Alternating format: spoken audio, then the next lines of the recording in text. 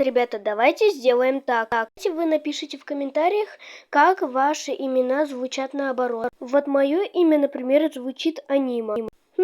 Интересно, звучит как аниме. Например, мое имя у моей ЛП подруги Кофла, потому что она альфок. Ребята, Кофла звучит как кофе. Имя Али это Ила, потому что она Алия. И Ила, по-моему, звучит как яйцо.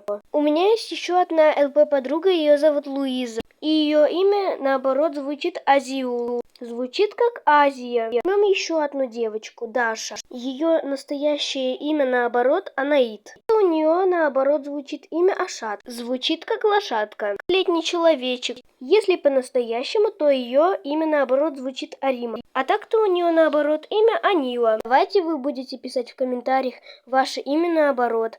Я обещаю, всех замечу.